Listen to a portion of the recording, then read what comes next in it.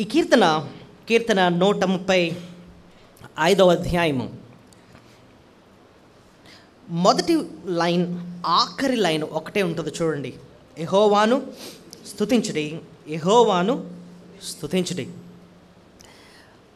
ఒక బుక్ మనం చూస్తున్నప్పుడు కవర్ పేజ్ అంటాం, అట్ట, దాని మీద ఏమి రాస్తుందో అదే లోపల ఉంటుంది కదండి. ఒకవేళ ఒక పుస్తకాన్ని మనం చూస్తున్నప్పుడు పైన సైన్స్ అని రాస్తుంది అనుకోండి, లోపలంతా మ్యాటర్ అంతా ఏముంటుంది? సైన్స్ గురించి ఉంటుంది కదండి. పైన ఏమో హిస్టరీ అని రాస్తుందంటే లోపలంతా చరిత్ర ఉంటుంది అన్నమాట. ఇక్కడ మొదటి లైను ఆఖరి లైను యెహోవాను స్తుతించుడి అని అన్నాడు అంటే మనకు అర్థమైపోయింది కంటెంట్ అంతా దేని గురించి రాయబడింది? దేవుణ్ణి స్తుతించడానికి రాయబడి ఉన్నట్టుగా మనకు అర్థమవుతుంది. సో ఇప్పుడు చూడండి, మనం బ్రెడ్ అండ్ జామ్ తినేటప్పుడు ఎలా తింటాం? 2 బ్రెడ్ స్లైస్ తీసుకొని మధ్యలో జామ్ రాసి దానికి 2 కలిపి అప్పుడు తింటాం కదా. అలాగా 2 స్లైస్ లాగా పైనేమో యెహోవాను స్తుతించుడి, కింద కూడా యెహోవాను స్తుతించుడి అని రాసి మధ్యలో జామ్ ఉన్నట్టుగా అసలైన కంటెంట్ అంతా మధ్యలో ఉంటుంది అన్నమాట. ఏ రీతిగా మనం దేవుని స్తుతించాలో ఆ విషయాన్ని ఇక్కడ రాస్తున్నాడు అన్నమాట. అంతేకాదు, ఈ కీర్తన మనం జాగ్రత్తగా గమనిస్తే ఈ కీర్తనలో ఉన్న పదాలు ఒక మందిరములో ఉన్న అంటే వాతావరణాన్ని సూచించే పదాలు ఇక్కడ కనపడుతున్నాయి అన్నమాట. టెంపుల్ టర్మినాలజీ అంటే చూడండి, మీకు కొన్ని వర్డ్స్ చూపిస్తాను ఇక్కడ. యెహోవాను స్తుతించుడి, యెహోవా నామమును స్తుతించుడి, 2వ వచనం. యెహోవా సేవకులారా, ఇంకా యెహోవా మందిరములో, మన దేవుని మందిరపు ఆవరణములో నిలుచుండు వారలారా యెహోవాను స్తుతించు. సో అంటే ఏ ప్లేస్లో ఉన్నట్టు మనకు అర్థమవుతుంది ఇక్కడ? మందిరం. ఇంకా అలా చూసుకుంటూ వెళ్తే 19వ వచనంలో కూడా అదే మాటలు, అలాంటి మాటలు కనపడతాయి. చూడండి, ఇశ్రాయేల్ వంశీయులారా యెహోవాను సన్నుతించుడి, అహరోను వంశీయులారా యెహోవాను. ఇప్పుడు యాజకులందరూ ఎవరి వంశం? అహరోను వంశం కదా. అహరోను వంశీయులారా యెహోవాను సన్నుతించుడి. ఇంకా అంటున్నాడు, లేవి వంశీయులారా యెహోవాను సన్నిధి. సో యాజకులు, లేవీలు, అక్కడ చూస్తే మందిరం, ఈ పదాలన్నీ కూడా మనకి అర్థమవుతున్నాయి. ఏంటంటే ఒక మందిర వాతావరణంలో ఈ కీర్తనకారుడు ఉండి రాస్తున్నట్టు మనకు అర్థమవుతుంది. ఇప్పుడు చెప్పండి, మనం మందిరానికి వచ్చామండి. మందిరంకి వచ్చినప్పుడు ఇక్కడ ప్రాముఖ్యమైనది ఏది? ఏ వస్తువు చెప్పండి ప్రాముఖ్యమైనది ఇక్కడ? లేకపోతే ఏ వ్యక్తి చెప్పండి ప్రాముఖ్యమైనది? ఒకవేళ ఇక్కడ ఏదైనా పెద్ద సిలువ ఉందనుకోండి, అదా ప్రాముఖ్యమైనది? అది కాదే. లేకపోతే ఈ స్టేజా ప్రాముఖ్యమైనది? లేకపోతే ఈ పుల్పీట ప్రాముఖ్యమైనది? లేకపోతే మనుషులవా, పాస్టర్ గారా? ఎవరు, ఏది అంత ప్రాముఖ్యమైనది ఇక్కడ? లేకపోతే ఈ లైట్లు, గోడలు, ఇక్కడున్న మ్యూజికల్ ఇన్స్ట్రుమెంట్స్, ఇవి ఏమి కాదు. ఇవన్నీ కూడా వస్తువులు మాత్రమే. వీటేటికి కూడా మన విలువ ఇవ్వకూడదు. విలువ ఇవ్వాల్సిన ఒకే ఒక్కడు దేవుడు మాత్రమే. దేవుడికి మాత్రమే మనం ఇక్కడికి వస్తున్నామంటే మన దృష్టి అంతా, నేను ఇక్కడికి వెళుతుంది దేవుణ్ణి ఆరాధించడానికి, ఆయన గురించి తెలుసుకోవడానికి. He should be our focus అన్నమాట. అందుకోసం భక్తుడు ఇక్కడుండి మందిరంలో పనిచేస్తున్న వాళ్ళారా, మందిరంలో ఆయన ఆవరణంలో ఉన్న వాళ్ళారా, ఇశ్రాయేలు ఏంటి, ఈ అహరోను వంశస్థులేంటి, లేవీయులేంటి, ఆయన సేవకులేంటి, మీరందరూ కూడా కేవలం యెహోవాను స్తుతించండి. మీ ఫోకస్ ఆయన పైన ఉండాలి. సో ఒక్కొక్కసారి మనం ఇక్కడ వచ్చినప్పుడు మనం మనుషుల కోసం వస్తున్నామా, లేకపోతే ఏసీని బట్టి వస్తున్నామా, లేకపోతే ఇక్కడున్న వాతావరణాన్ని బట్టి వస్తున్నాం కాదు. మన మైండ్ని కరెక్ట్ చేసుకోవాల్సింది ఏంటంటే, నేను దేవుని సన్నిధికి వెళుతుంది కేవలం నా దేవుని కోసం, ఆయన గురించి అర్థం చేసుకోవడానికి, ఆయన్ని ఆరాధించాను, నా కష్టాన్ని ఆయనకు చెప్పుకోవడానికి, ఆయనతో సహవాసం చేయడానికి వెళ్తున్నాను. కాబట్టి ఆయన నేను స్తుతించాలి. He should be our focus అన్నమాట.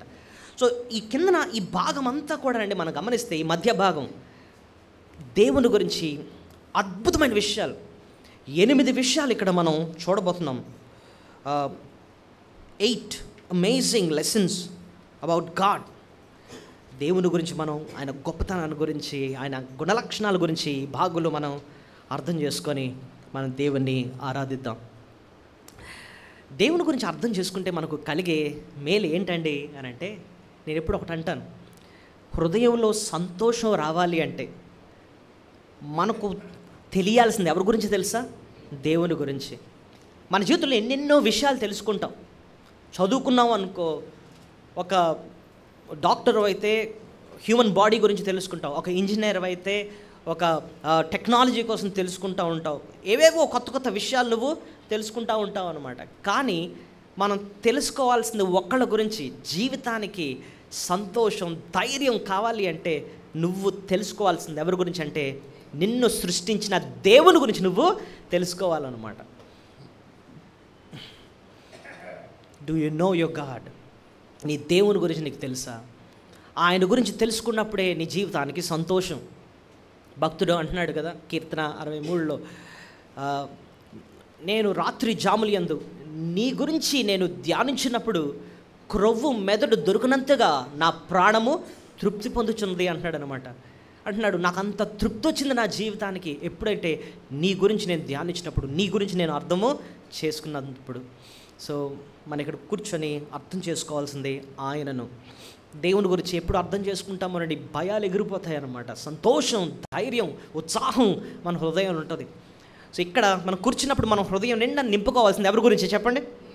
దేవుని గురించి. సో 8 శ్రేష్టమైన విషయాలు నేను ఈ భాగానికి కట్టుబడి ఉండి నేను కీర్తన 135వ అధ్యాయంలో మనం 8 విషయాలు తెలుసుకోబోతున్నాము. దయచేసి ఒకటి మనము చూద్దాం. మొట్టమొదటిది, దేవుడు దయాళుడు. ఆయన ఎవరైనా ఆయన దయాళుడు. ఎక్కడ రాస్తుందండి అంటే చూడండి 3వ వచనం, యెహోవా దయాళుడు, యెహోవాను స్తుతించుడి. యెహోవా దయాళుడు. దయాళుడు అన్న మాటకి అర్థం ఆయన మంచి చేసే దేవుడు. He's a good God. ఆయన మంచి దేవుడు. ఇప్పుడు చూడండి, మనుషులను ఎవరన్నా మనకెంతో మేలు చేశారనుకోండి, వెంటనే అంటాం వీళ్ళు చాలా మంచోళ్ళండి, చాలా మేలు చేశారండి. కష్టంలో ఒకరి దగ్గరికి వెళ్ళాం, కష్టాన్ని చెప్పుకున్నాం, వాళ్ళు దగ్గరుండి నీ కష్టం అంతటినీ విని నీకు సహాయం చేసి, మాట సహాయం చేసి, దారి చూపించి, తర్వాత డబ్బులు ఇచ్చి, లేకపోతే నిన్ను చాలా పట్టించుకున్నారనుకోండి, నువ్వు బయటకు వచ్చి అంటాం వాళ్ళు చాలా మంచోళ్ళండి, వట్టి చేతులు పంపించలేదండి, పని జరిగించారు.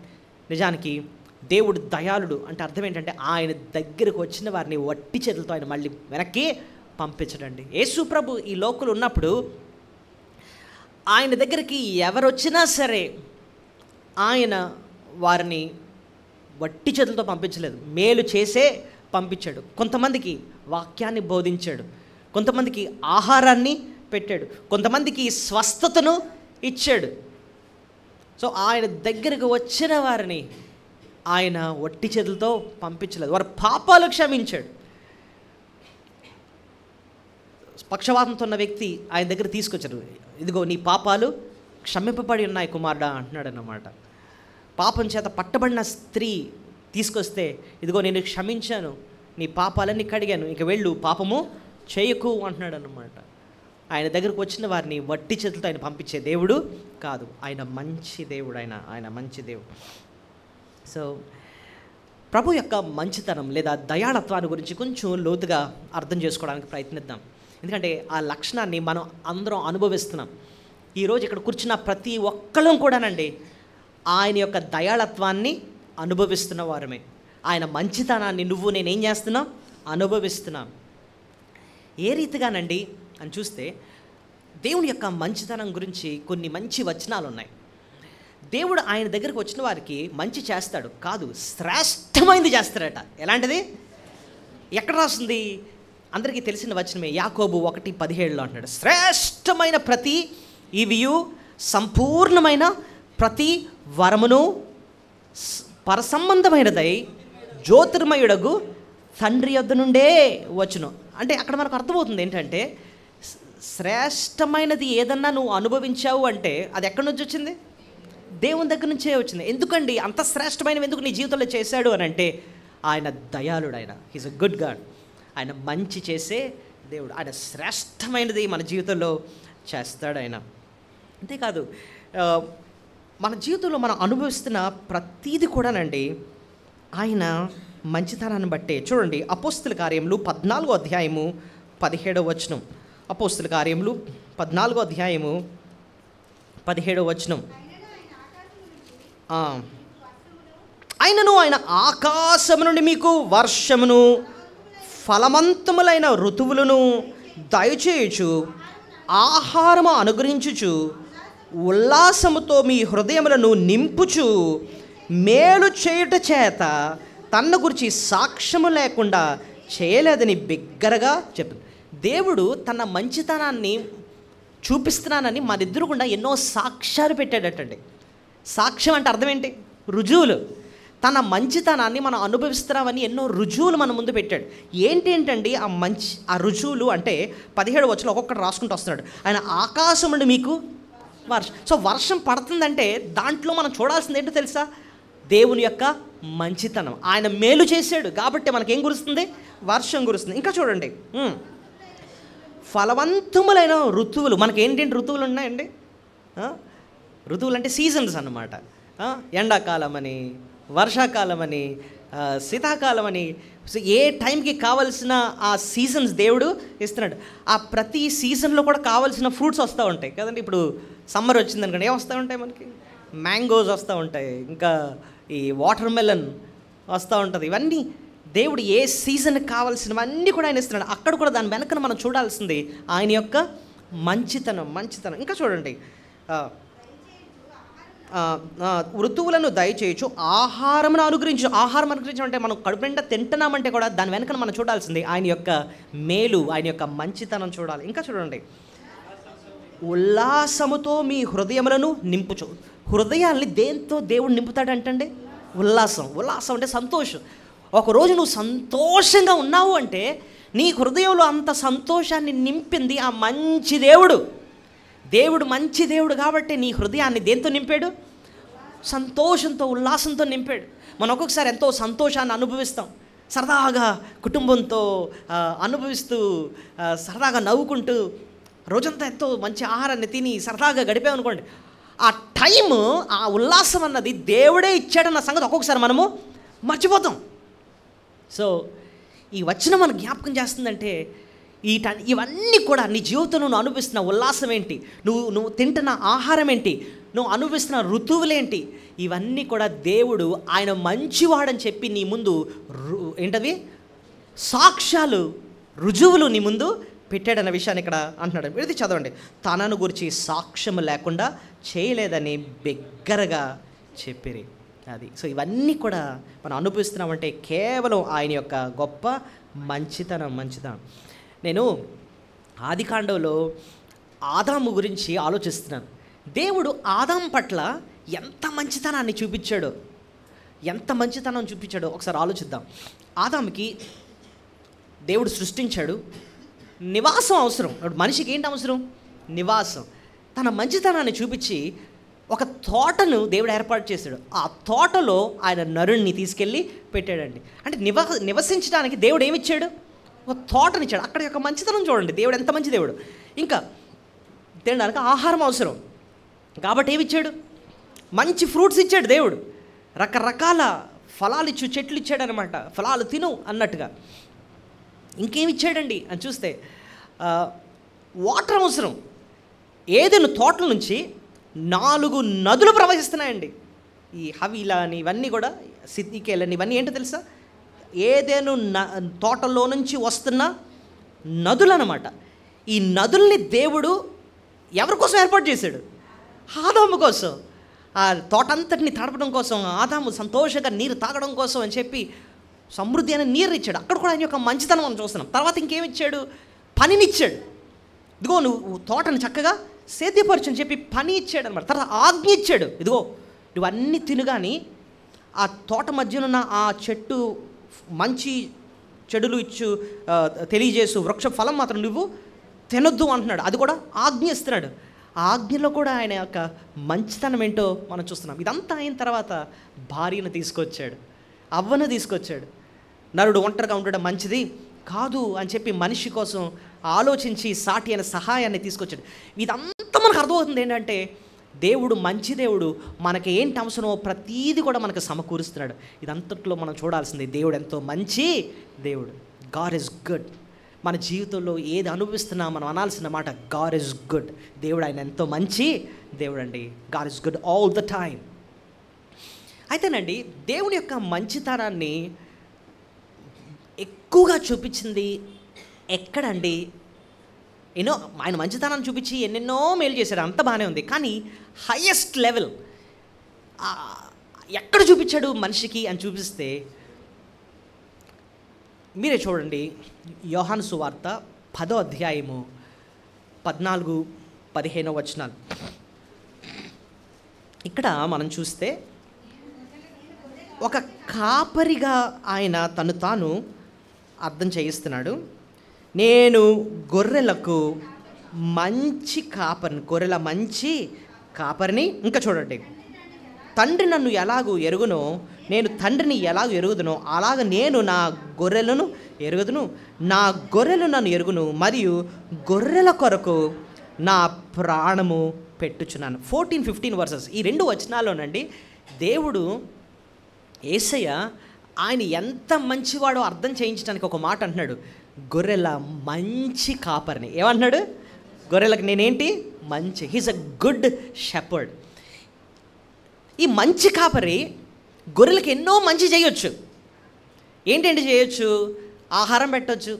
కాపరి ఏంటేం చేస్తుంటాడు చెప్పండి? మామూలుగా ఆహారం పెడతాడు, మంచి నీళ్ళు ఇస్తాడు, పచ్చిగా చోట్ల తీసుకెళ్తూ ఉంటాడు, గాయం తగిలితే గాయాన్ని కడతా ఉంటాడు, వాటిని శుభ్రం చేస్తూ ఉంటాడు.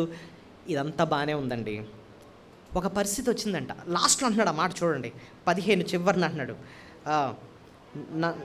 మరియు గొర్రెల కొరకున్న ప్రాణం పెట్టుచున్న. ఆ పాయింట్ దగ్గర ఆలోచిద్దాం. ఓకే, ఆయన మంచితనాన్ని హయ్యెస్ట్ శ్రేష్టమైన రీతిలో ఎక్కడ చూపించాడో ఇక్కడ మనకు అర్థమవుతుందనమాట. ఊహిద్దాం ఒక సీన్, గొర్రెల గురించి ఒక సీన్ ఆలోచిద్దాం. ఊహిద్దాం, ఒక గొర్రె ఉంది, పొలంలో ఉంది. అది దాని చుట్టూ కూడా క్రూర మృగాలు ఉన్నాయి. ఈ హైనాలు ఉంటాయి చూసారా, ఇలాంటివి వచ్చేసి ఇంకా గొర్రెని చీల్చేద్దాం అన్నట్టుగా ఎదురు చూస్తున్నాయి. చుట్టూ ఇలా ఒకటేమో తోక దగ్గర కరుస్తుంది, ఒకటేమో ఇటువైపు కరుస్తుంది. ఇంకా మొత్తానికి గొర్రెని చీరేద్దాం అన్నట్టుగా ఒక 4-5 హైనాలు చుట్టూ ఉన్నాయన్నమాట. ఈ దుమ్మల గుండ్లన్నీ ఇలాంటివన్నీ వచ్చేసాయి, చుట్టూ ఉన్నాయి. కాపరి వచ్చాడు. తీరా చూసేటప్పటికి గొర్రె చాలా ప్రాణాపాయంలో ఉందన్నమాట. ఇంకా కొన్ని సెకండ్లో చీరేస్తాయి అనమాట. పరుగుని వెళ్ళాడండి, పరుగుని వెళ్ళాడు. వాటి మధ్యలోకి వెళ్ళిపోయి గొర్రెను పట్టుకున్నాడు. ఈ గొర్రెను ఎప్పుడైతే పట్టుకున్నాడో ఈ చుట్టూ ఉన్న ఈ క్రూర మృగాలకి కోపం ఎక్కువైపోయి కాపరిని అటాక్ చేస్తున్నాయి అనమాట. కాపరిని గీరేస్తున్నాయి, మీదకు వచ్చేస్తున్నాయి, కరిసేస్తున్నాయి. అలాంటప్పుడు ఏం చేశాడు కాపరి? తనకున్న శక్తితో దుడ్డుకర్ర, దండం ఇవి ఉంటాయి చూసారా, వాటితో పోరాడాడు, కొట్టాడు, ప్రయత్నించాడు. అవి కూడా 4-5 ఉన్నాయి, మరి అటాక్ చేస్తున్నాయి ఈయన్ని కూడా. మొత్తానికి చాలా రక్తం పోయింది ఈయనకి. అయినా గొర్రెని గట్టిగా పట్టేసుకున్నాడు. పరుగున ఇంటికి తీసుకొచ్చేసి వేరే మందుతో పెట్టేశాడు అనమాట. గొర్రె అయితే క్షేమంగా ఉంది. ఈయన మాత్రం ఈ ఫైట్లో రక్తం అంతా పోయింది. ఆ రక్తం, ఆ నీరసంతో ఇంటికి పరిగెట్టుకొచ్చాడు. సొమ్మసిల్లిపోయి చనిపోయాడండి అనుకుందాం. ఎవరన్నా అలాంటి కాపరిని చూస్తున్నప్పుడు, గొర్రె క్షేమంగా ఉంది, కాపరి చనిపోయాడు, కాపరిని చూసి ఏమంటారు చెప్పండి? ఎంత మంచి కాపరివయ్యా, గొర్రెను బతికించడం కోసం నువ్వు ప్రాణం పెట్టేశావా? యేసయ్య అదే చేశాడండి మన కోసం. ఆయన మంచోడుగా ఉండి వర్షం ఇస్తున్నాడు, తిండి పెడుతున్నాడు, హృదయాన్ని సంతోషం ఇస్తున్నాడు. ఇదంతా ఒక లెవెల్ అయితే మనం ఒక అపాయంలో ఉన్నాం. సాతానుగాడు కోరల్లో ఉన్నాము. పాపమన్న శిక్ష మన పైన ఉంది, పాప స్వభావం మనకుంది.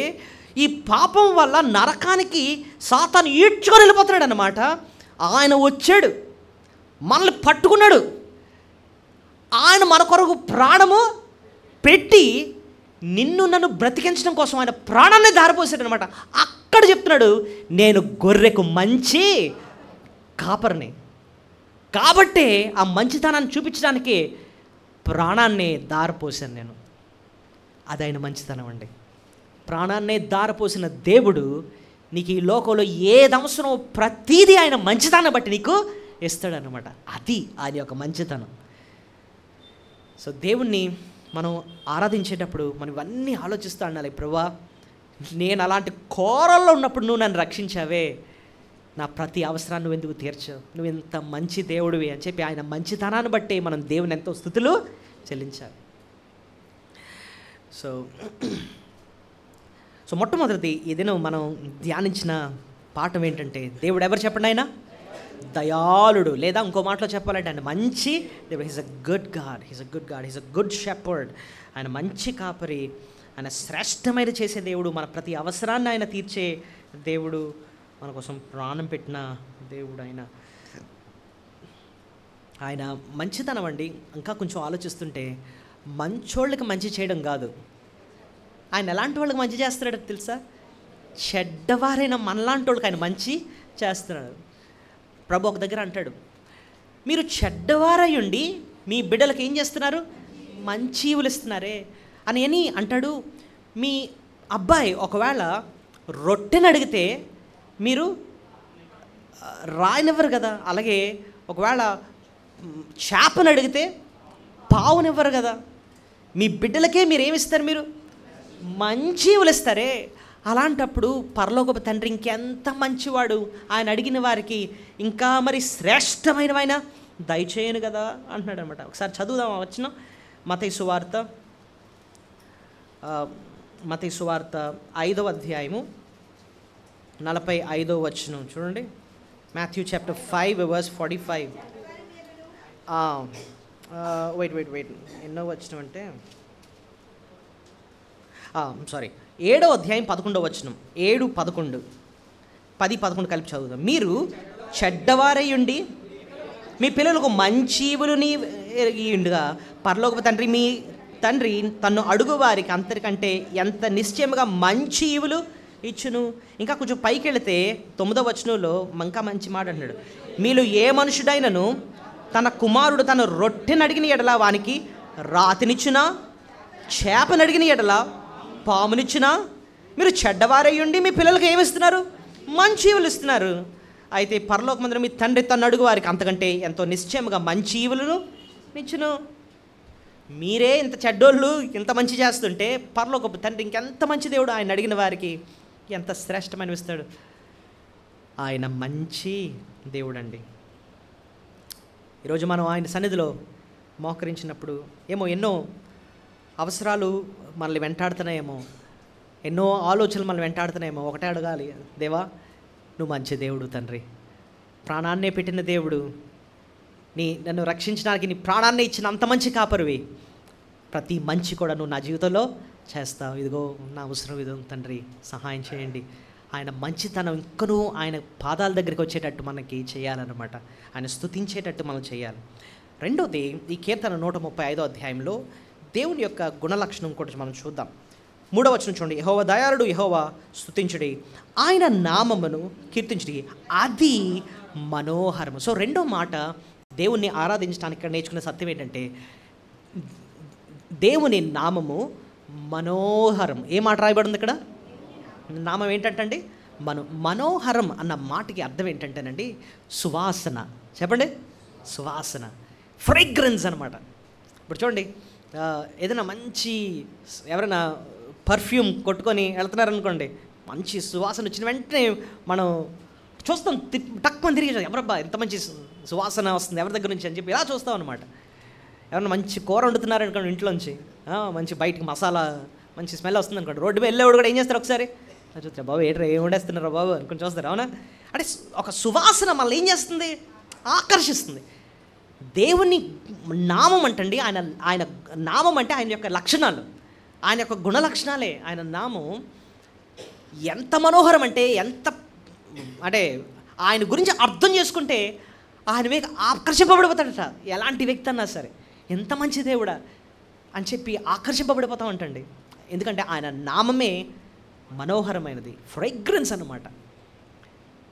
మనం దేవుని నామాను గురించి ఆలోచిస్తే మొట్టమొదటిది, దేవుడు ఆయన నామాను గురించి ఎవరికి పరిచయం చేశాడు అంటే మోషే అడుగుతాడు, నేను ఇశ్రాయేల్ ప్రజల దగ్గరికి వెళ్తాను, వాళ్ళు అడుగుతారు నిన్ను ఎవరు పంపించారంటే నేను ఏం చెప్పను, నీ పేరేంటి అని అడిగితే ప్రభు మొట్టమొదటిసారి మోషేకి తన పేరును గురించి చెప్తారు. ఒకసారి దాన్ని స్టడీ చేద్దామండి. నిర్గమకాండం 3వ అధ్యాయము 14వ వచనం.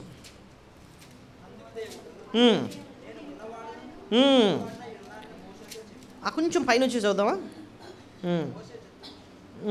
మోషే 13, చిత్తగించుము, నేను ఇశ్రాయేలు యొద్దకు వెళ్ళి వారిని చూచి మీ పితరుల దేవుడు నీ యొద్దకు నన్ను పంపినని వారితో చెప్పగా వారు ఆయన పేరేమని ఆయనను అని అడిగిన ఎడల వారితో నేనేమి చెప్పవల్లని దేవుణ్ణి అడిగాను. అందుకు దేవుడు, నేనున్నవాడును అనువాడనై ఉన్నానని మోషేతో చెప్పు.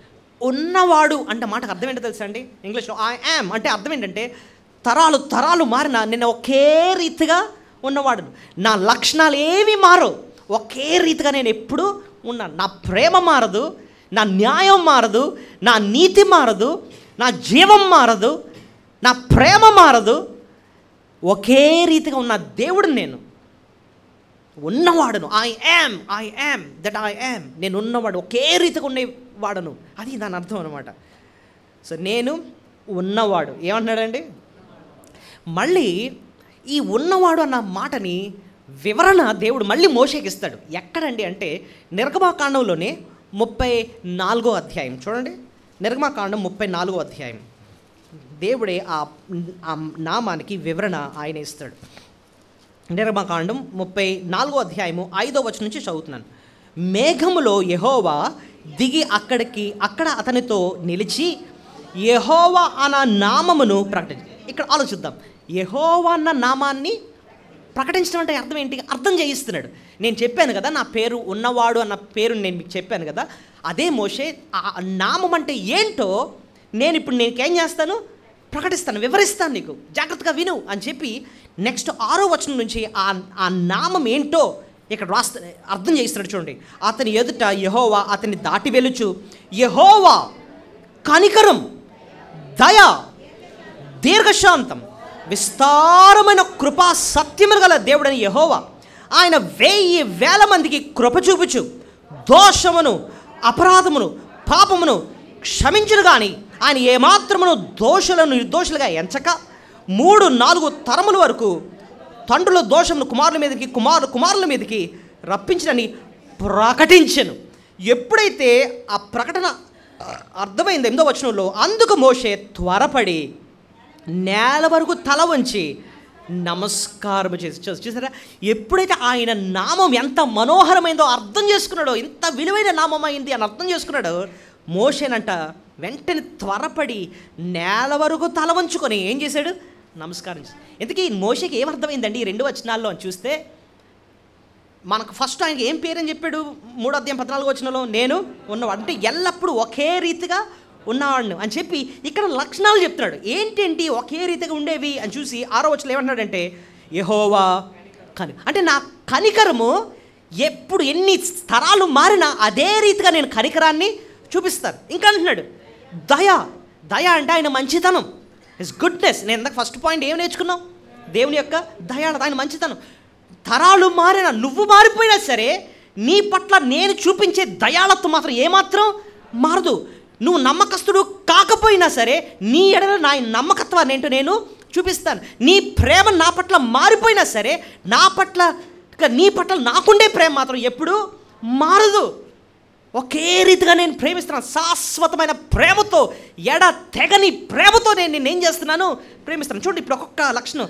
కనికరం, మార్పు లేని కనికరంతో కనికరం చూపిస్తున్నాడు, దయను చూపిస్తున్నాడు. ఇంకా దీర్ఘశాంతం, మన ఎడల మార్పు లేని లక్షణాన్ని కూడా ఏం చూపిస్తారంటే దీర్ఘశాంతం అండి. దీర్ఘశాంతం అంటే ఏంటండి అర్థం?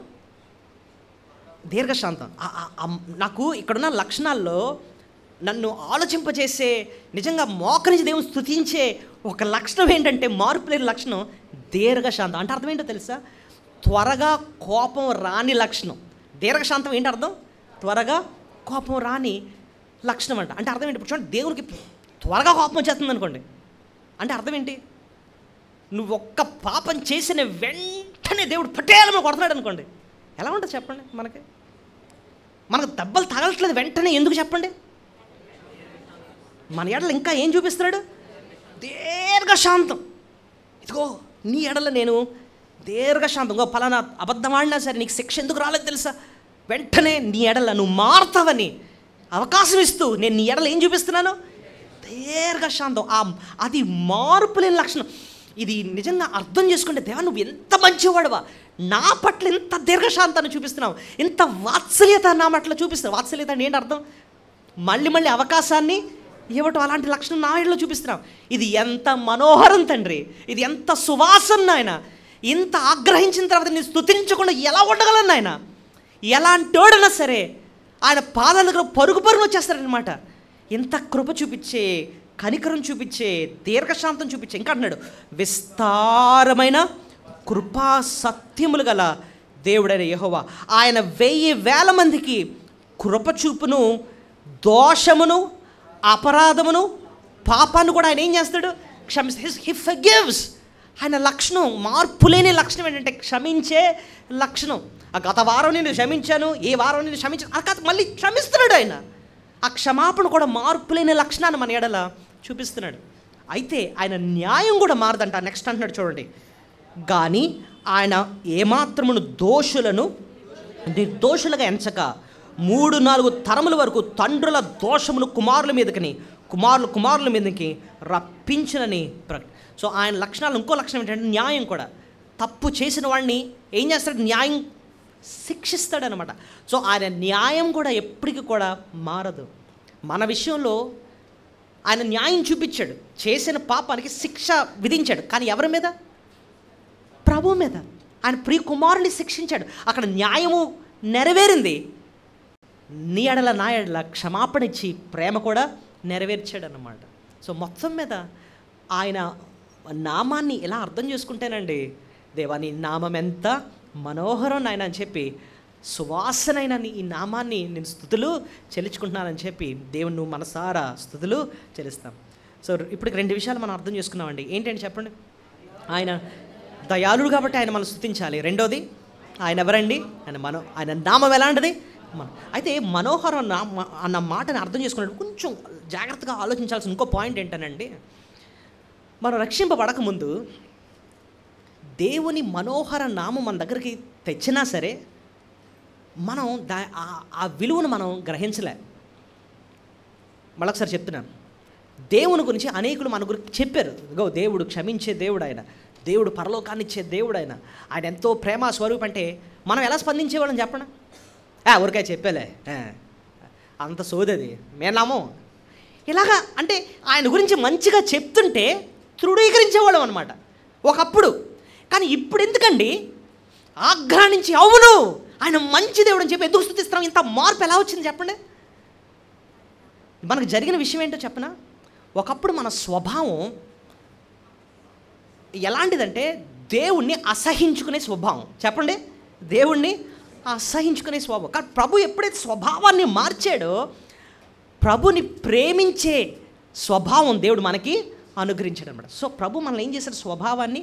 ఇప్పుడు పంది ఉందండి, ఒక పంది, దాని దగ్గరికి నువ్వు మంచి వాసన వచ్చే ఒక సెంట్ తీసుకొచ్చావు. ఎక్కడి నుంచి అంటే అమెరికా నుంచి చార్లీ పర్ఫ్యూమ్ అంటారు చూసారా, అలాంటి మంచి పర్ఫ్యూమ్ తీసుకొచ్చి దానికి ఒక గుడ్డ మీద కొట్టి నాన్న స్మెల్ చూడు అని పెట్టాను కూడా. అది అది అది చూసి బాగుంది అంటదా? ఏమంటది? చే అంటదా? దానికి పందికేం తెలుసు అండి ఆ పర్ఫ్యూమ్ విలువ అంటది అనమాట. అసహించుకుంటుంది. ఎందుకంటే దాని స్వభావం ఆ విలువైన ఆ సువాసనను ఆగ్రహించేలాంటి స్వభావం అయితే కాదనమాట. అదే కుళ్ళు బుర్ర దగ్గర తీసుకెళ్ళి బాగుంది అనుకుని వెళ్ళిపోద్ది అనమాట. ఒకప్పుడు మన నేచర్ అలాంటిది అనమాట. పాపం అంటే చాలా ఇష్టం, ఎవడన్నా బూతులు ఎడుతుంటే చాలా ఇష్టం, అసహ్యమైనవన్నీ లోకానుసారమైనవన్నీ తెగ పిలిచేవాళ్ళు అనమాట. ఇదే బాగుంది అని.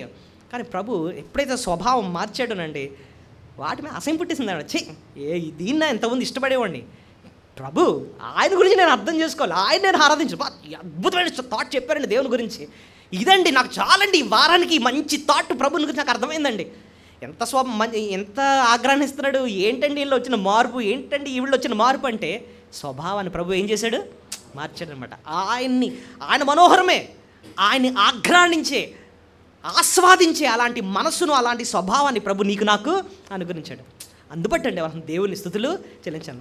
ఒక నిజంగా మన గతాన్ని జ్ఞాపకం చేసుకుంటే ప్రభు నిన్నేనైనా ఒకప్పుడు నేను తృణీకరించినవాడిని, నిన్నే సౌలు ఒకప్పుడు ప్రభుని అసహించుకున్నవాడు తర్వాత పౌలుగా మారిన తర్వాత ఏం చేస్తున్నాడు? ఆయన్నే ప్రకటిస్తున్నాడు. క్రీస్తుని ఎరుగు నిమిత్తము సమస్తాన్ని నేను పెంటగా సమానంగా ఎంచుకుంటున్నాను, మిగిలినంత పెంటే, ఆయనే నాకు విలువైన వాడు అని చెప్పి ఆయన్ని విలువగా ఎంచుకుంటున్నాడు అనమాట. ఆయన్ని ఆఘ్రానిస్తున్నాడు, ఆయన సువాసనగా మనోహరంగా ఎంచాడు అనమాట. దేవుడు నిన్ను నన్ను అలాగా మార్చినందుకే మనం స్తుతులు మనము చెల్లించాలి. దేవుడు దయాళుడు, నీ ఎడల నా ఎడల ఎంతో దయాళత్వాన్ని చూపిస్తున్నాడు. ఆయన మనోహరమైన నామం కలిగిన వాడు. ఆయన మనోహరాన్ని ఆస్వాదించే వ్యక్తిగా నిన్ను నన్ను చేశాడు. ఆ రీతిగా మనం ప్రభుని ఆరాధించాలి. మూడోది, ఆయన నిన్ను నన్ను ఏర్పాటు చేసుకున్నాడు. ఆయన నిన్ను నన్ను ఏం చేశాడండి? ఏర్పాటు చేసుకున్నాడు. ఎక్కడో చూడండి, 4వ వచనం, కీర్తన 135 అండి మనం ధ్యానిస్తుంది. 4వ వచనం, యెహోవా తన కొరకు యాకోబును ఏర్పరచుకొనెను. నిర్గమకాండంలో 33వ అధ్యాయంలోనండి, దేవుడు ఆయన నామాన్ని ప్రకటించకముందు మోషేకి ఒక మాట చెప్తాడండి. నేను ఎవరి మీద కనికరం చూపిస్తానో వారి మీదనే కనికరం చూపిస్తాను. చూడండి ఆ మాట, నిర్గమకాండం 33వ అధ్యాయము 18వ వచనం అనుకుంటా, 19వ వచనం, ఆయన నా మంచితనమంతయు నీ ఎదుట కనుపరిచెదను, యెహోవా అను నామమును నీ ఎదుట ప్రకటించేది. ఇప్పుడు చూడండి, నేను కరుణించువాన్ని కరుణిస్తాను, ఎవని యందు కనికరపడేదనో వాని మీదే నేను ఏం చూపిస్తాను. కానీ అంటే అక్కడ అర్థం ఏంటో తెలుసా? నేను ఇందాక 34వ అధ్యాయంలో ఆయన నామాన్ని అర్థం చేసుకున్నప్పుడు మీరు జాగ్రత్తగా గమనిస్తే 2 లక్షణాలు కనపడుతున్నాయి. ఒకటేమో క్షమాపణ, దయ, దీర్ఘశాంతం, కృపా, సత్యం, ఇలాంటివన్నీ ఒక లక్షణాలు ఉన్నాయి. ఇంకో లక్షణం ఏముందంటే ఆయన దోషులను నిర్దోషులుగా ఎంచక 3-4 తరాల వరకు శిక్షిస్తాడు. సో 2 ఏం కనపడుతున్నాయి? ఒక పక్కనేమో ప్రేమ కనపడుతుంది, క్షమించే లక్షణం కనపడుతుంది, ఇంకోటేమో న్యాయము కనపడుతుంది. ఇప్పుడు దేవుడు ఎవరిని క్షమించాలో, ఎవరి మీద న్యాయం చూపించాలో నిర్ణయం తీసుకునే ఆ డెసిషన్ ఎవరి చేతిలో ఉంది? ఆయన చేతిలో ఉంది. అది ఇక్కడ అంటున్నాడు అనమాట. నేను ఎవరి మీద కనికరం చూపిస్తానో వాళ్ళ మీదే కనికరం చూపిస్తాను. ఇప్పుడు ఇదే పాయింట్ దేవుడు మళ్ళీ ఎక్కడ మనకు రాయిస్తాడంటే రోమా 9:13లో కనపడుతుంది. యాకోబుని నేను ప్రేమించాను, ఏసావు నేనేం చేశాను? ద్వేషించాను అని చెప్పి ఈ నిర్గమకాండం 33:18 అక్కడ రాయిస్తాడనమాట. చూడండి మీరు, రోమా 9వ అధ్యాయము ఎన్నో వచనం? 13 చదవండి. నేను యాకోబును ప్రేమించితిని, ఏసావును ద్వేషించని వ్రాయబడి ఉన్నది. కాబట్టి ఏమందుము?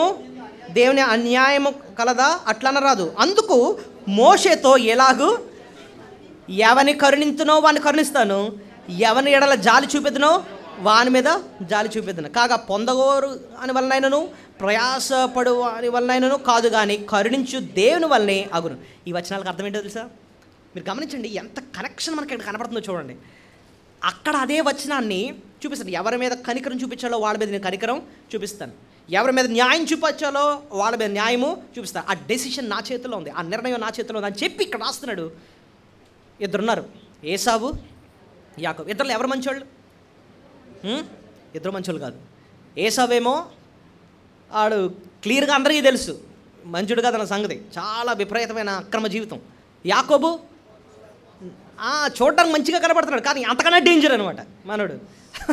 అందరినీ మోసం చేస్తున్నాడు. అన్న, నాన్న, ఓ పక్కన మామ, ఎవ్వరిని వదలడు, అందరిని మోసాలు చేసుకుంటూ బతుకుతాడు. 2 భయంకరులే. కానీ దేవుడు ఇద్దరిని ద్వేషించాలి.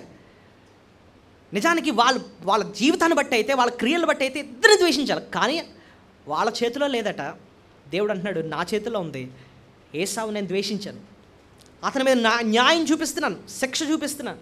కానీ యాకోబు పట్ల నా ప్రేమను నేను చూపిస్తున్నాను. ఎందుకంటే అది నా ఏర్పాటు, నేను చూసి చేసుకున్నాను. ఇప్పుడు ఇక్కడ ఆగి అనాల్సిందండి, నువ్వు నేను, ప్రభా బయటన బోల్డ్ మంది ఉన్నారు నాయన, వాళ్ళ మీద నువ్వు న్యాయం చూపించావా? నేను ఈవేళ ఇక్కడ కూర్చొని నీవు వాక్యం వింటున్నానంటే నన్ను నువ్వు ప్రేమించాలని ఏర్పాటు చేసుకున్నావా? నన్ను క్షమించాలని, నీ కృప చూపించాలని, నీ దయ చూపించాలని, నాకు నీ పరలోకం ఇవ్వాలని చెప్పి నన్ను ఏర్పాటు చేసుకున్నావా? నీకు స్తోత్రాలు తండ్రి అంటాం మనం. ఆ ఏర్పాటును బట్టి నువ్వేం చేస్తావు? దేవుణ్ణి స్తుతిస్తావు. దేవుడే కానీ నీ పట్ల అంటే ఆయన ఏర్పాటు చేసుకోకుండా నీ పట్ల ప్రేమ చూపించకపోతే నీ పరిస్థితి, నా పరిస్థితి ఏంటో తెలుసా అండి? నిత్య నరకమే. దేవుడు ఏర్పాటు చేసుకొని నిన్ను రక్షించుకున్నాడు, ఏర్పాటు చేసుకొని నిన్ను ప్రేమించుకున్నాడు. ఆ ఏర్పాటును బట్టే నువ్వు నేను దేవుని ఎంతో స్తుతులు మనము చెల్లించాలి. ఇంకో విషయం, అసలు యేసు ప్రభునందు విశ్వాసం ఉంచావు అంటే, ఆయన దేవుడని, ఆయన రక్షకుడని నువ్వు విశ్వాసం ఉంచావు అంటే, ఆ విశ్వాసం వెనకన ఒకటి జరిగింది. ఏంటో తెలుసా? అంటే నువ్వు విశ్వాసం ఉంచుతున్నావు అంటే దాని వెనకన జరిగిన విషయం ఏంటో తెలుసా? ఆయన నిన్ను ఏర్పాటు చేసుకున్నాడు కాబట్టి నువ్వు ఆయన యందు ఏం చూపించావు? ఎక్కడ రాస్తుంది బైబిల్లో ఆ మాట? అపోస్తల కార్యములు 13:48. అపోస్తల కార్యములు 13:48. అన్యజనులు ఆ మాట విని సంతోషించి నిత్య జీవముకు నిర్ణయింపబడిన వారందరూ విశ్వసించారు. ఆ మాట చూసారా? నిత్య జీవమునకు నిర్ణయింపబడిన వారందరూ ఎవరు విశ్వసించరి? నిత్య జీవనకు ఆల్రెడీ దేవుడు ఏం చేశాడట? వాళ్ళని నిర్ణయించాడు.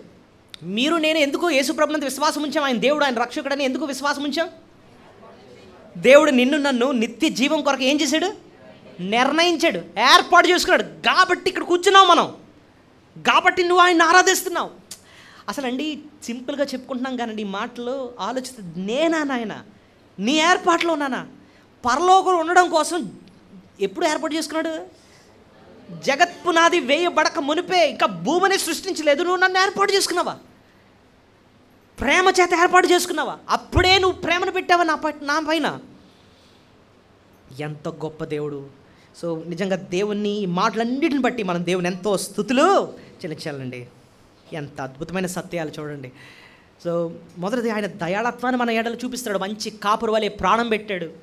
రెండోదేమో ఆయన మనోహరమైన సువాసన ఆగ్రహించే అలాంటి వ్యక్తిగా నిన్ను నన్ను చేశాడు. మూడోది, ఆయన నిన్ను నన్ను ఏర్పాటు చేసుకున్నాడు. నాలుగోది, ఆయన గొప్ప దేవుడు. చూడండి 5వ వచనం, యెహోవా గొప్పవాడనియు మన ప్రభువు సమస్త దేవతల కంటే గొప్పవాడని నేను ఎరుగుదును. ఆకాశమందున్న భూమిను అన్నట్టుగా జరిగించు. చూడండి ముందు 5వ వచనం చూద్దాం. ఇక్కడ యెహోవా గొప్పవాడు, మన ప్రభువు సమస్త దేవతల కంటే గొప్పవాడు నేను ఎరుగుదును అంటున్నాడు అనమాట. సో దేవుడు ఎవరండి? ఆయన గొప్పవాడు. ఇక్కడ తన గొప్పతనాన్ని గురించి మాట్లాడి వెంటనే సమస్త దేవతల కంటే గొప్పవాడు. అసలు ఈ థాట్ ఎందుకు తీసుకొచ్చాడండి? దేవతల గురించి ఎందుకు ఎత్తాడండి ఇక్కడ అని చెప్పి అంటే, దీన్ని మనం అర్థం చేసుకోవాలి. దేవుడు అబ్రహాముకి ఒక వాగ్దానం చేశాడు. ఏమని? ఇదిగో అబ్రహాము, నీకు ఒక స్థలం ఇస్తాను. ఆ స్థలం పేరేంటి? కనాన్. ఏంటండి? కనాన్. నీకు నీ సంతానానికి నిత్య స్వాస్యంగా ఇస్తాను ఆ స్థలాన్ని, కనాన్ అన్న దేశాన్ని. ఇశ్రాయేల్ ప్రజలేమో ఐగుప్తు దేశంలో ఉన్నారు, బానిసలుగా ఉన్నారు. ఇప్పుడు వాళ్ళని కనాన్ దేశం తీసుకురావాలి అంటే ఐగుప్తు రాజు అయిన ఫరోను ఓడించాలి. దేవుడు ఫరోని ఎలా ఓడించాడో మనందరికీ తెలుసు. ముందు 9 తెగుళ్ళు పంపించాడు. ఈ 9 తెగుళ్ళు కూడా వార్నింగ్ అనమాట. రేయ్ మా ప్రజలు పంపించాయి, నేను పంపించను. రెండో వార్నింగ్ ఇచ్చాడు, నేను పంపించను. 9 సార్లు అవకాశం దేవుడు ఇచ్చాడు. 10వ ఏం చేశాడు తెలుసా? సంహరించాడు, చంపేశాడు. అంతే. ఎవరిని? జ్యేష్ఠ కుమారులంతా చంపి గెలిపాడు అనమాట. దెబ్బకి ఇంకా ఫరో ప్రజలందరూ, ఇశ్రాయేలు ప్రజలు ఏం చేశాడు? వెళ్ళిపోండి అని చెప్పి పంపించేశాడు. ఓడిపోయాడు అనమాట. అక్కడ దేవుడు ఫరో కంటే నేను బలవంతుని, గొప్పవాడని ప్రూవ్ చేశాడు అక్కడ. ఇంకోటి తెలుసా? ఆ కాలంలో మోస్ట్ పవర్ఫుల్ పర్సన్ ప్రపంచ చరిత్రలో, అంటే on the face of the earth ఎవరండి అని అంటే ఫరో అనమాట. ఫరోని జయించేలాంటి ఎవడు ఆ టైంలో లేడన్నమాట ప్రపంచం అంతట్లో. ఇప్పుడు ఈ కాలంలో కూడా కొంచెం సూపర్ పవర్స్ ఉన్నారనమాట. పెద్ద పెద్ద రష్యా అని, యుఎస్ అని, ఇలాంటి ఇజ్రాయెల్ సూపర్ పవర్స్ అంటాం. కానీ ఆ కాలంలో ఎవరంటే ఫరో అంటే ఒక మాట చెప్పాలంటే కింగ్ అనమాట, భూమికి కింగ్ అనమాట. అలాంటోడు ప్రభు దగ్గర, దేవుని దగ్గర ఏమైపోయాడు? ఓడిపోయాడు. అంతే. అది బయటకు వచ్చాడండి, అంత బాగానే ఉంది. పోనీ కనాన్ వరకు వచ్చారండి. తీరా కనాన్లోకి వెళ్దాం అనుకుంటే కనాన్లో అప్పటికే పెద్ద రాజులు ఉన్నారు. ఆ రాజులందరూ చాలా బలవంతులే. అమోరీలట, ఫిలిస్తీన్లట, మోయాబీలట, ఇంకా జెబూసీలు అంటండి, కనానీయులు, వీళ్ళందరూ కూడా నిండిపోయి ఉన్నారు. కొన్ని ఇశ్రాయేల్ ప్రజలు చూస్తే వీళ్ళకేమో శబ్దాలు రావే, వీళ్ళందరూ వాళ్ళకి మహా వచ్చంటే ఏమొచ్చంటే ఇటుకలు చేయడం వచ్చు. ఇటుకలు అవి చేసి అక్కడ ఐగుప్తు దేశంలో బానిసలుగా అవన్నీ కట్టేవారు అనమాట. ఆ రామశీసన పట్టణాన్ని కట్టేవారు అనమాట, కూలి పని చేసేవారు అనమాట. దేవుడు వారి పక్షాన్ని నుండి ఒక్కొక్కడితో పోరాడి జయాన్ని ఇచ్చాడనమాట. వాళ్ళ దేవతలన్నీ కూడా నిజదేవుడైన ప్రభు ముందు ఓడిపోయాయి, పారిపోయారు అనమాట. అందరినీ వెళ్ళగొట్టేసి దేవుడు ఎరుకొని మనం చూసాం. ఎరుకొని దేవుడు ఎలా జయించాడు? ఎరుకో వాళ్ళ పెద్ద పెద్ద దేవతలు ఉన్నాయి. వాళ్ళ గర్వం ఏంటంటే వాళ్ళ గోడే వాళ్ళకి గర్వం అనమాట. దేవుడు ఒకటే చెప్పాడు, మీరు జస్ట్ తిరగండి అంతే. జస్ట్ దాని చుట్టూ సరదాగా తిరగండి అంతే. వాడు యుద్ధం చేయలేదు, వెళ్ళి దేన్ని కొట్టలేదు, ఏమి లేదు, జస్ట్ పాటలు పాడుకుంటూ తిరిగారు అంతేనండి. దేవుడు ఏం చేశాడు? కూల్చేసాడు అనమాట, గోడల్ని కూల్చేసాడు అనమాట. అలా చూసుకుంటూ వెళ్తే ఒక్కొక్కరు ఓడించుకుంటూ తరిమేసి ఆ స్థలం అంతటిని దేవుడు ఆయన బిడ్డలైన వారికి స్వాస్యంగా ఇచ్చాడు. అక్కడ దేవుడు చూసాం, ఈ దేవతలన్నిటికంటే గొప్పవాడు మన దేవుడు అన్న విషయాన్ని రుజువు చేస్తున్నాడు. ఏమండి, మన జీవితంలో ఎన్నెన్నో కొన్ని పరిస్థితులు ఉంటాయి. ఎరుకో గోడల్లాంటివి సమస్యలు ఉంటాయండి మనవి. ఇవి తీరవండి, ఇది జరగదండి.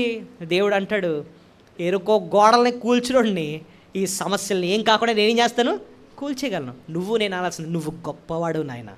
నువ్వెవరు? నువ్వు గొప్పవాడివి. నా జీవితంలో ఉన్నాయి పెద్ద పెద్ద సమస్యలే, గోడల్లాగే ఉన్నాయి నాకు, ఇవి కోల్లేవని దేవుడు ఒకటే అంటాడు, నువ్వు దాని చుట్టూ తిరిగంతే, నువ్వు ఏమి చేయొద్దు, నువ్వు జస్ట్ తిరిగంతే. అంటే అర్థం ఏంటంటే, ఒక మాటలో నువ్వు ఊరుకుండంతే, నీ పక్షాన నేను యుద్ధము చేస్తాను. ఎర్ర సముద్రం దగ్గర కూడా దేవుడు ఒకటే మాట అన్నాడు అనమాట, యెహోవా ఇచ్చు రక్షణ మీరు ఓరకనే నిలిచి ఉండి చూడండి అంతే. ఓరకనే నీ పని ఏంటి? జస్ట్ నించొని చూడండి అంతే, మిగిలినంత నేను చేస్తాను అంటున్నాడు అనమాట. ఆయన గొప్ప దేవుడు, గొప్ప కార్యాలు మన జీవితంలో చేస్తాడనమాట.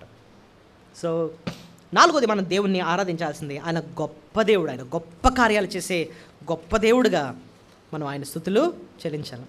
5వదండి, ఆయన ఏమనుకున్నాడో అది చేస్తాడండి. దేవుడు ఎవరు? ఆయన ఏమి నిర్ణయించాడో అది ఆయన చేస్తాడంతే. మన నిర్ణయం కాదు జరిగేది, ఎవరి నిర్ణయం జరుగుతుంది? దేవుడు ఏంటి నిర్ణయిస్తే అది చేస్తాడు. ఇప్పుడు మనుషులు ఉన్నామండి, మనం ఎన్నో అనుకుంటాం, ఇలా చేసేసుకోవాలి, నా లైఫ్ని ఇలా కట్టుకోలేదు అనుకుంటాం. నువ్వు ఎన్ని ప్లాన్లు వేసుకున్నా సరే ఎవరు చిత్తం నెరవేరుతుందో తెలుసా నీ జీవితంలో? దేవుడు ఏది నిర్ణయించాడో నీ జీవితంలో ఏంటి, నా జీవితంలో ఏంటి, ప్రపంచంలో ఏది ఎక్కడ ఎప్పుడు ఏది జరగాలో నిర్ణయం ఎవరి చేతిలో తెలుసా? దేవుడు. ఆయన ఏమనుకున్నాడో అదే ఇక్కడ చేస్తాడు. అది ఎలా చెప్పారండి అంటే 6వ వచనం చూడండి, ఆకాశమందును భూమి అందును సముద్రములందును మహాసముద్రాలన్నిటి అందును ఆయన తనకిష్టమైనదంతయు ఆయన తనకిష్టమైనదంతా జరిగించేవాడు అని అన్నాడా, లేకపోతే నాకిష్టమైనంతటా జరిగిస్తాడని ఉందా? తనకిష్టం అంటే అర్థం ఏంటి? చిత్తం ఎవరిది? దేవుని చిత్తం. నువ్వెన్నో ప్లాన్స్ చేసుకుంటున్నావు, నీ ప్లాన్స్ ఏ వర్కౌట్ అవ్వవు. ఆయన ఏంటి నిర్ణయించాడు, ఆయన చిత్తమే నీ జీవితంలో జరుగుతుంది. సో ఆకాశం ఉందంట, అంతేకాకుండా భూమి ఉందంట, అంతేకాకుండా సముద్రం ఏమి లేదంట, అంటే ప్రతి చోట కూడా దేవుడు ఏంటి నిర్ణయించాడు అదే జరుగుతుంది. ఈ వచనాన్ని ధ్యానిస్తున్నప్పుడు నేను ఒకటి ఆలోచన వచ్చింది నాకు. దావీదు జ్ఞాపకం వచ్చాడు. దావీదు తన జీవితంలో ఒకటి అనుకున్నాడు చేద్దామని. చేయాలంటే చేయగలడు. ఒక రాజు ఆయన. సో ఆయన ఆపేవారు ఎవరు లేరు. బోళ్ళంత కలప ఉంది, బంగారం అన్నీ ఉన్నాయి, పనోళ్ళు ఉన్నారు, స్థలం ఉంది. అసలు ఆయన ఆపేవారు ఎవరు లేరు అన్నమాట. ఎంతకీ ఏం చేద్దాం అనుకున్నాడు? మందిరం కడదాం అనుకున్నాడు. కానీ దేవుడు స్టాప్, నీకు అవకాశాన్ని ఎవరు నువ్వు కడదామన్నా కట్టలేవు, కానీ నీ సంతానం నుంచి వస్తాడు ఒక ఆయన, సొలొమోను కడతాడు మందిరాన్ని. అంతే. ఎంత గొప్ప రాజు దావీదు అలా ఉన్నాడంతే. అప్పుడు సొలొమోను కట్టి కీర్తన 127 రాస్తూ అంటాడు, యెహోవా ఇల్లు కట్టించని ఎడల దాని కట్టువారు ప్రయాసము వ్యర్థమే. అంటే ఆయన నిర్ణయమే నెరవేరుతుంది. ఆయన ఏం చేద్దాం అనుకున్నాడో అదే జరుగుతుంది. నీ జీవితంలో కొన్ని జరగట్లేదు. ఎందుకు మీకు ఆన్సర్ వచ్చేసింది. ఏంటో తెలుసా? ఆయన ఇంకా ఒప్పుకోలేదు. ఇంకా కొన్ని జరగట్లేదు. ఎంతో కాలంలో వెయిట్ చేస్తున్నావు. ఆయన నువ్వు ప్రయత్నం కూడా చేస్తున్నావు, అవ్వట్లేదు కార్యాలు. వాయ్? ఆయన నిర్ణయం అవ్వలేదు. నేను ఈ వచనాన్ని కొంచెం జాగ్రత్తగా ఆలోచిస్తున్నప్పుడు అండి చాలా విషయాలు జ్ఞాపకం వచ్చాయి. ఒక్కొక్కటి మీకు అర్థం చేయించడానికి ట్రై చేస్తాను. ఆదికాండం 1వ అధ్యాయం మీరు గమనిస్తే ఈ ఆకాశం, భూమి ఇవన్నీ అక్కడ కనిపించాయి. చూడండి, అదే అంటున్నాడు కదా ఇక్కడ 6వ వచనంలో దేదే కోసం మాట్లాడుతున్నారు. ఆకాశము, భూమి, మహాసముద్రం. ఈ 3 ఏరియాస్ ఒకసారి ఆలోచించండి. ఆకాశం మాట్లాడుతున్నాడు. ఆకాశం అంటే ఎటు ఉంటుంది? పైన ఉంటుంది. నెక్స్ట్ భూమి కింద ఉంటుంది. నెక్స్ట్ సముద్రం, మహాసముద్రాలు. ఈ 3 ఏరియాస్ మనకి ఎక్కడ కనబడతాయి? ఆదికాండంలో కనబడతాయి. ఎందుకంటే ఆకాశాన్ని సృష్టించింది దేవుడే, భూమిని సృష్టించింది దేవుడే, సముద్రాన్ని సృష్టించింది కూడా ఆయన. ఆదికాండంలో దేవుడు ఇలా కలుగునుగాక అని చెప్పి అన్నాడు. ఏంటో చెప్తాను చూడండి. ఆకాశ పక్షులు కలుగునుగాక అన్నాడు. పక్షులు ఆకాశాల్లో ఉంటున్నాయి. జలరాశులు కలుగునుగాక అన్నాడు. జలరాశులు అంటే అర్థం ఏంటి? సముద్రంలో చేపలు అన్నమాట. భూమి మీద ప్రాకు ప్రతి జంతువు కలుగునుగాక అన్నాడు. భూమి మీద ఇవి జంతువులన్నీ తిరుగుతున్నాయి. ఇవి అటు వెళ్ళట్లేదు, అవి ఇటు రావట్లేదు. ఏది ఎక్కడ ఉండాలో అక్కడ ఉంటాయి. ఇలాగే ఎందుకున్నాయండి అని అంటే దానికి ఆన్సర్ ఒకటే. అది దేవుని నిర్ణయం. ఇలా కలుగునుగాక, ఇలా ఉండాలంతే అని అన్నాడు. అంతే, అలా ఉండిపోయి. చేపలు వచ్చి కొన్ని రోజులు భూమి మీద ఉంటాం, మాకు కష్టంగా ఉంది అక్కడ అని చెప్పి కొన్ని రోజులు ఉంటాయి ఇక్కడికి వచ్చి. లేకపోతే ఈ జంతువులన్నీ కాసి నీటిలో ఉంటాం, మేము సముద్రంలో ఉండి వస్తామంటే ఏది ఎక్కడ ఉండాలో అక్కడే దేవుడు ఉంచాడంతే. ఎందుకు అలాగే ఉన్నాయంటే because God said it so. ఇలా కలుగునుగాక అని అన్నాడంతే. ఆయన నిర్ణయమే అలాగా ఉండిపోయింది. పాయింట్ అర్థమైంది మీకు? నెక్స్ట్ ఇంకా అలా ఆలోచిస్తున్నాను అనమాట. మన జీవితం, think about our own lives. మన జీవితంలో మన నిర్ణయం కానివి ఏంటేంటి దేవుడు నిర్ణయించాడు అని ఆలోచిస్తే మన ప్రారంభం ఒకసారి ఆలోచిద్దామండి. మన బిగినింగ్, మనం ఎప్పుడు పుట్టాలో ఎవరు నిర్ణయించారు? ఎప్పుడు పుట్టాలో, పలానా డేట్కి పలానా టైంకి నువ్వు భూమి మీదకి బయటపడు. మీకు బర్త్ సర్టిఫికేట్ చూస్తే పలానా డేట్కి పలానా టైంలో పిల్లడు పుట్టాడు, అమ్మాయి పుట్టిందని చెప్పి రాస్తారు. ఆ టైం నిర్ణయించింది ఎవరో తెలుసా? దేవుడు. Okay, time. ఇంకా ఆలోచించండి, ఎవరికి పుట్టాలో ఎవరు నిర్ణయించారు? దేవుడు నిర్ణయించాడు. అంటే తల్లిదండ్రులు కూడా నువ్వు ఎన్నుకోలేదు, దేవుడు ఇచ్చాడు. ఇంకోటి, ఏ స్థలంలో పుట్టాలో, అంటే ఏ ఊర్లో పుట్టాలో, ఏ దేశంలో పుట్టాలో నిర్ణయించింది ఎవరు? దేవుడు. మనకివ్వలేదు. మనకి ఇచ్చి ఉండే ఆ ఛాన్స్. నేను అమెరికాలో పుట్టాలండి, నేను ఆస్ట్రేలియాలో పుడతానండి, నేను కాదు. నీ స్థలాన్ని ఏంటి, నీ టైం ఏంటి, నీ తల్లిదండ్రులు ఏంటి, ఇదంతా ఎవరు నిర్ణయిస్తారు చెప్పండి? ఆయన ఇష్ట ప్రకారంగా జరుగుతుంది. ఆలోచించండి. ఇంకోటి తెలుసా? నీ రంగు నిర్ణయించింది ఎవరు? దేవుడు. నీ హైటు నిర్ణయించింది ఎవరు? దేవుడు. నువ్వు ఎలా ఉండాలో నీ ప్రతీది కూడా నిర్ణయం ఆయన చేతిలో ఉంది. ఇంకోటి, మన లింగం అంటే జెండర్ అంటాం కదా, జెండర్ని తెలుగులో పురుషులుగా పుట్టాలో స్త్రీలుగా పుట్టాలో ఆ నిర్ణయం కూడా ఎవరి చేతిలో ఉంది? దేవుని చేతిలో ఉంది. చూడండి, మన ప్రారంభమే ఏది కూడా మన చేతుల్లో లేదు. Okay, our beginning is completely in God's hands. అంతేకాదండి, మన ప్రారంభమే కాదండి, మనం ఈ లోకంలో బ్రతికిన ప్రతి క్షణక్షణం కూడా ఎలా ఉండాలో నిర్ణయించింది కూడా ఎవరో తెలుసా అండి? దేవుడే. ఏ టైంలో ఏది జరగాలో సమయాన్ని నిర్ణయించింది ఎవరు అంటే తెలుసా? దేవుడు. ప్రసంగి భక్తుడు రాస్తూ సొలొమోన్ 3వ అధ్యాయము 11వ వచనం, ఏది ఏ సమయంలో చక్కగా జరగాలో ఆ సమయాన్ని నిర్ణయించింది ఎవరట? దేవుడు. చూడండి, ప్రసంగి 3వ అధ్యాయము 11వ వచనం, దేని కాలమందు అది చక్కగా ఉండినట్లు సమస్తమును ఆయన నియమించి ఉన్నాడు. చాలు, అదే లైన్. దేని కాలమందు అది చక్కగా ఉండినట్లు సమస్తమునకు ఆయన. అంటే అర్థం ఏంటి? ఏది ఎప్పుడు జరగాలో టైం నిర్ణయించింది ఎవరంటే తెలుసా అండి? దేవుడు. నీకు ఉద్యోగం ఎప్పుడు రావాలో నిర్ణయం ఎవరి చేతిలో ఉంది? దేవుడు. నీకు వివాహం ఎప్పుడు జరగాలో నిర్ణయం ఎవరి చేతిలో ఉంది? దేవుడు. నువ్వు ఇల్లు ఎప్పుడు కొనుక్కోవాలో నిర్ణయం ఎవరి చేతిలో ఉంది? దేవుడు. ప్రతి దానికి ఆయన టైం ఉందన్నమాట. నువ్వు కంగారు పడినా, డబ్బులు ఉన్నాయి కదా దిగిపోదాం చేసేద్దాం, చేయలేకపోతున్నావు. ఎందుకు అని అంటే ఎందుకంటే ఆయన టైం ఇంకా రాలేదు. సో ఏది ఎప్పుడు జరగాలో టైం నిర్ణయించింది కూడా దేవుడు. ఇంకా నేను ఆ పాయింట్ మీద ఇంకా ధ్యానిస్తూ ఉంటానండి. మన జీవితంలోనంట యెషయా గ్రంథం 14:27 ఒకసారి చూడండి. దేవుడు కొన్ని నిర్ణయం చేస్తూ ఉంటాడంట, అది ఎవరు మార్చలేరట. చూడండి, యెషయా గ్రంథం 14వ అధ్యాయము 27 చూడండి. సైన్యములకు అధిపతి యెహోవా దాన్ని నియమించి ఉన్నాడు, రద్దుపరచగలవాడెవడు? బాహువు చాచిన వాడు ఆయనే, దాన్ని త్రెప్పగలవాడు. అంటే అర్థం ఏంటో తెలుసా? దేవుడు ఏదైనా నిర్ణయిస్తే దాన్ని మార్చే హక్కు ఎవరికి లేదట. చూడండి, సైన్యంలో అధిపతికి యెహోవా దాన్ని నియమించున్నాడు, రద్దుపరచగలవాడు. సపోజ్ అనుకుందాం, దేవుడు నీకు ప్రమోషన్ రావాలి అని చెప్పి నిర్ణయించాడండి. కానీ అది రాకుండా చేయడానికి బోల్డ్ మంది ప్రయత్నాలు చేస్తున్నారు అనుకుందాం. ఎవడు దాన్ని ఆపలేడంటండి. ఎందుకంటే నిర్ణయం ఎవరిది? దేవుడిది నిర్ణయం. టైం నిర్ణయించింది ఆయనే, కార్యం నిర్ణయించింది కూడా ఆయనే. ఆ టైంకి అది జరుగుతుంది అంతే. మిగిలిన వాళ్ళందరినీ పక్కన పెట్టి ఆ కార్యాన్ని ఆయన జరిగిస్తాడు. ఎందుకు అని అంటే ఆయన సమస్తం ఆయన అనుకున్నది ఆయన జరిగిస్తాడనమాట. బాహు చాచిన వాడు ఆయనే, దాన్ని త్రెప్పగలడు. బాహు అంటే ఆయన చెయ్యి. ఆయన చెయ్యి అంటే ప్రేమ చూపించే చెయ్యి, మనకు మేలు చేసే చెయ్యి. బాహు చాచి నీకు మేలు చేద్దాం అనుకుంటున్నాడు ఆయన. ఇదిగో నీకు వివాహం చేద్దాం అనుకుంటున్నాడు, ఇదిగో నీకు ఉద్యోగం ఇద్దాం అనుకుంటున్నాడు, ఇదిగో నీకు ఆరోగ్యం ఇద్దాం అనుకుంటున్నాడు. బాహు చాచాడు.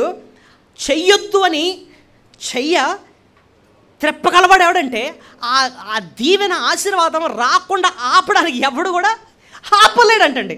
నాకు నిజంగా ఇది విన్నప్పుడు అంటే కళ్ళంట నీళ్ళు తిరిగిపోయింది. మనం ఎందుకు మనుషులు చూసి ఎంత భయపడతా ఉంటాం?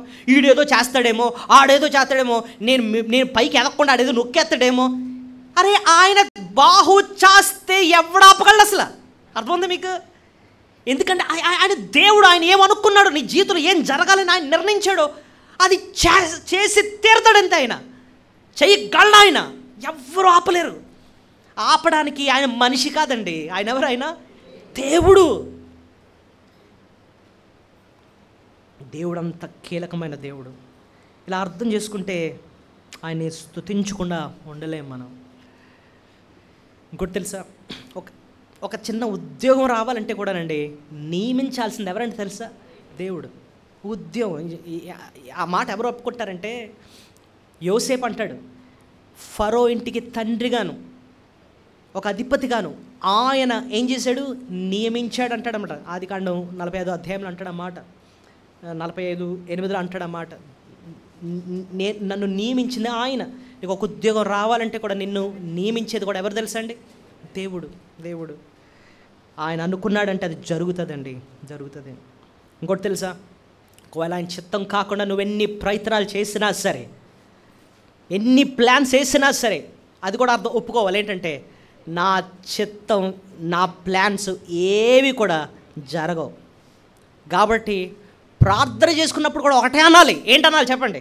దేవా, నీ చిత్తమేంటో అదే నా జీవితంలో నెరవేర్చు. నేను కూడా నీ చిత్తానికి ఏమవ్వాలి? లోబడిపోవాలి.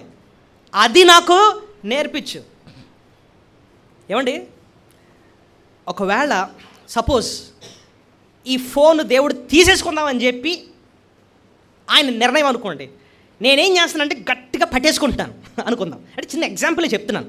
దేవుడు ఏదన్నా మీ జీవితంలో నుంచి లాగేసుకుందామని చూస్తున్నాడు, ఇచ్చే ఇంకా టైం అయిపోయిందని. నేనేమో గట్టిగా పట్టేసుకున్నాను, ఆయన మాత్రం లాగేస్తున్నాడు, తీసేసుకుంటున్నాడు. బెస్ట్ ఏంటి చెప్పండి? ఏం చేయాలి నేను? ఆయన తీసుకున్నప్పుడు ఇలా నీట్గా ఇచ్చేయడం బెటర్. లేదా ఇలా పట్టేసుకున్నాను అనుకోండి, ఏం చేస్తాడు? చెయ్యి తిప్పన్నా సరే, వంచన్నా సరే, ఖచ్చితంగా ఆయన ఆ టైంకి అది లాగేసుకుంటాడు. నాకేది మిగులుతుంది అప్పుడు? నొప్పి. అంతేనా? నాకు మిగిలేది నొప్పే. దేవుడు అడిగినప్పుడు ఇష్టంగానే ఏం చేయాలి? ఇచ్చేయాలి నాయన, అది నీ చిత్తం కదా. దేవుడు ఏదన్నా మన జీవితంలో నీకు నచ్చందే తీసేసుకోవడానికి, లేకపోతే ఇంకా చాలు నీకు ఇచ్చాను, అనుభవించావు, తీసేసుకుంటాను ఇంకా అని చెప్పి నీకు ఒప్పుకుంటాడు. ఎందుకంటే అది నా చిత్తం అంటాడు. నీ చిత్తమే నాయన నా జీవితంలో జరగాలి, తీసుకుంటావు, తీసేసుకో తండ్రి. అలా ఇచ్చేయడమే మంచిదండి, అది మనకు మేలు. కానీ ఒకటి గుర్తుపెట్టుకోండి, ఆయన ఏమనుకున్నాడో అదే మన జీవితంలో జరిగిస్తాడు. సో మన ప్లాన్స్ అన్నిటిని కూడా పక్కన పెడదాం. ఇంకోటి తెలుసా, నాకు భక్తుడు ఒక మంచి విషయం నేర్పించాడండి. ఏంటో తెలుసా, మనం ఎప్పుడన్నా ప్లాన్స్ రాసుకుంటాం, అది మంచిదే, ప్లానింగ్ చేసుకోవడం తప్ప లేదు. కానీ మన ప్లాన్స్ అంటే ఎప్పుడు కూడా పెన్సిల్తో చేసుకోవాలట, పెన్తో కాదట. అంటే అర్థం ఏంటి? అంటే అర్థం ఏంటి? పాయింట్ అర్థమైపోయింది కదా. పెన్సిల్తో రాసుకోవాలి అంటే అర్థం ఏంటి? ఒకవేళ దేవుడు నేను రాసుకున్న ప్రకారంగా ఆయన చిత్తం కాదని అర్థమైంది, వెంటనే పెన్తో రాసేసుకోవడం అంటే అర్థం ఏంటి? అబ్బే ఇదే జరగాలంతే పెన్తో రాసేసాను కాదంటండి. Write your plans only in pencil. నీకు ఉంటాయి, నేను ఎలా చేద్దాం అనుకుంటున్నా, ఇలా చేద్దాం అలా చేద్దాం, అన్ని పెన్సిల్తోనే రాసుకో. దేవుడు మెల్లిగా బయలుపరుస్తుంది, ఇదైతే నా చిత్తం కాదు నాన్న అని చెప్పి వేస్తాడు. వెంటనే రబ్బర్ తీసుకొని చెరిపేసుకోవాలి. పెన్తో ఏది రాసుకోవాలంటే దేవుని చిత్తం ఇది అని నీకు అర్థమవుతుంది చూసావా, అది మాత్రమే నువ్వు దేంతో రాయాలి, పెన్తో రాయాలన్నమాట. అదండి ఆయన చిత్తానికి లోబడ్డం అంటే. ప్లానింగ్ ఉండడం మంచిదే, ఓకే, నీకు ఎన్నో ప్లాన్స్ ఉన్నా అంత బాగానే ఉంది, ఓకే, బట్ గుర్తుపెట్టుకో నువ్వు పెన్సిల్తోనే రాసుకుని ఉండు. ఏమో ఎప్పుడన్నా మారిపోవచ్చు ఆ ప్లాన్, ఆయన రివీల్ చేస్తాడు ఆయన టైం వచ్చినప్పుడు. సో మొత్తం మీద ఆయన ఏమనుకున్నాడు అదే చేస్తాడు. నీ జీవితం పట్ల ఆయనకి ఏం ఉద్దేశం ఉందో అదే నెరవేరుస్తాడు కూడా. ఆకాశం ఏంటి, భూమి ఏంటి, సముద్రం ఏంటి, మహాసముద్రం ఏంటి, నీ జీవితం ఏంటి, ప్రతి దాంట్లో కూడా నీ చిత్తమే కాదు ఆయన చిత్తమే జరుగుతుంది. అందుబట్టే దేవుని మనం ఎంతో స్తుతులు చెల్లించాలి. ఇంకోటి తెలుసా, నీ చిత్తం కన్నా ఆయన చిత్తం జరగడమే నీకేంటి మంచి మేలు. అది పాయింట్. ఎందుకంటే నీ జీవితం గురించి నీకు తెలుసుకోవడం కన్నా సృష్టించింది ఆయన కాబట్టి నీకు ఏది మేలో ఆయనకు తెలుసు, అది జరగడమే మంచిది. కాబట్టి ఆయన చిత్తానికి వదిలేయటం, ఆయన ఏం జరిగిస్తే ఇది నీ చిత్తానైనా ఐఎమ్ రెడీ అన్నట్టుగా ముందుకెళ్ళిపోవడం. అంత మంచి మనసు, మెత్తని మనసు, ఆయన చిత్తానికి లొంగిపోయేలాంటి మనసు ఇమ్మని దేవుణ్ణి అడగాలన్నమాట మనం. సో అది 5వ పాయింట్ మనం నేర్చుకుంటున్నాం. 6వది, ఆయన మనల్ని విమోచించేవాడు. ఆయన మనల్ని ఏం చేస్తాడు, ఆయన ఇది 8 నుంచి 11 వచనాల్లో దేవుడు ఎలాగా ఐగుప్తీలతో పోరాడి ఇశ్రాయేలు ప్రజలను విమోచించాడో ఇక్కడ రాస్తాడండి. చూడండి, ఐగుప్తులో మనుషుల తొలుచూలను పశువుల తొలుచూలను ఆయన హతము చేసెను. ఐగుప్తు నీ మధ్యను ఫరో ఎదుటను అతని ఉద్యోగస్తుల ఎదుట ఆయనే సూచక్రియలను మహత్కార్యములను జరిగించెను. అనేకులైన అన్యజనులను బలిష్ఠులైన రాజులను ఆయన హతము చేసినవాడు. అమోరీయుల రాజైన ఓగును హతము చేసెను. కనాను రాజ్యములన్నింటినీ పాడు చేశాను. చూడండి, ఇందాక నేను చెప్పాను కదా, ఈ రాజులందరినీ ఏం చేశాడు, బయటికి తోలేసి దేవుడు ఆయన ప్రజల్ని కాపాడాడు అనమాట. ఆ యుద్ధాలన్నింటి నుంచి కూడా దేవుడు ఏం చేశాడు, కాపాడాడు. ఒక మాటలో చెప్పాలంటే విమోచించాడు. ఆ ప్రమాదం నుంచి, ఆ యుద్ధాల నుంచి విమోచించాడు అన్నమాట. ఆయన పోరాడాడు, ఫరో యొక్క కోరల నుంచి విమోచించాడు, విడిపించాడు. దేవుడు మనల్ని కూడా విమోచించాడు. దేని నుంచి, ఓ యుద్ధం నుంచి కాదు, సాతానుగాడి నుంచి, పాప శిక్ష నుంచి విమోచించాడు. పాప స్వభావం నుంచి ఆయన మనల్ని నిన్ను నన్ను విమోచించాడు. ఆ విమోచకుడుగానే యేసయ్య ఈ లోకానికి రక్షకుడిగా వచ్చాడు.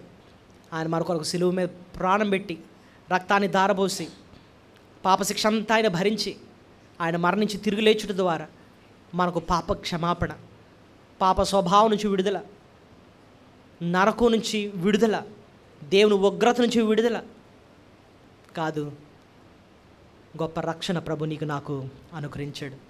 ఈ గొప్ప విమోచన ఇచ్చినందుకే మనం దేవుని ఎంతో స్తుతులు చెల్లించాలి. 7వది, మనకు స్వాస్యాన్ని ఇచ్చాడు. 12వ వచనం చూడండి, 12.